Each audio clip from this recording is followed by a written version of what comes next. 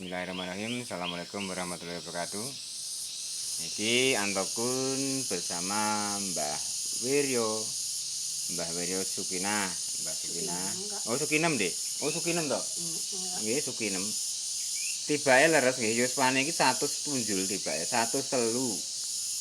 Saiki lho validasi data gak valid blas. Tibake lah wong anake sing pire? Sing Pak Dekarno umur piro Pak Dekarno? Sing lek Kotek umur piro? Anak nomor piro? Anake Kotek. Kotek umur piro? Wis 50 tahun kan? Pak Kotek umur piro? Anak nomor piro? Anake. Anakmu nomor piro Pak Kotek? Anake ragil Kotek. Kotek ragil? Ragil. Anakmu piro Mano? Anakku 5. Anake 5. Ya bener kok 100 punjul, Mbah. Lah iya. Oh, lah. Kotek ragil. Saiki ora valid blas data iki. Lho, piyange iki sepuh koyo ngene lho, 100 punjul. 103 tahun, larane 103 tahun. Dadi bener. Wong tuwa hitungane biasane malah bener. Sing salah iki malah wong saiki kuwi. Mergo napa? Dikarep ora bener, nek Mbah iki insyaallah bener ngono apa. Lah nyatane lho kejaga salate, kejaga puasane. Nggih. Wah, ndi Mbah ngene jane lok tenan. Alhamdulillah. Aku elek ya, Mbah ya. Gak apa-apa elek. Pangestumu ya, Mbak ya. So dadi pemimpin.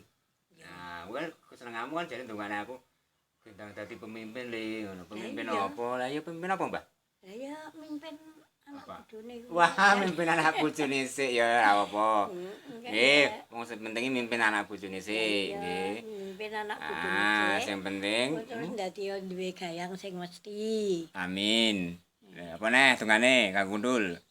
Lah ya nyang kundul. Lah aku urung dibojohi, Mbah. Lah mung lho tak kondang golek bojo. Walah, ya. Rumah. Nggih, terus Atine tentrem. amin. Lah terus nek tentrem?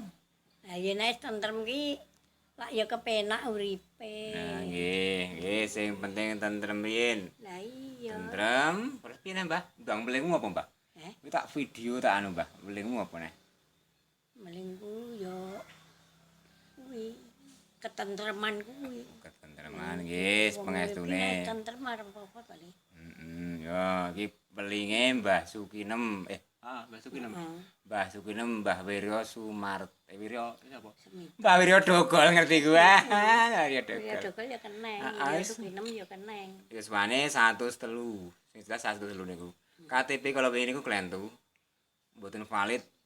Mergo napa? Anake ragil mawon pun 50 tahun. 50 tahun nika anake sing ragil. Sing anake berarti kan nomor 5. Wah ya bener. Lah mosok wong jaman dhewe reden ya Mbah jaman dhewe. Iya. Oh. Anggere 2 tahun setengah metu adine. Oh, 2 tahun setengah. Oh nggih. Pendak 2 tahun setengah metu adine. Berarti pengke 5 pun garek ngitung niku.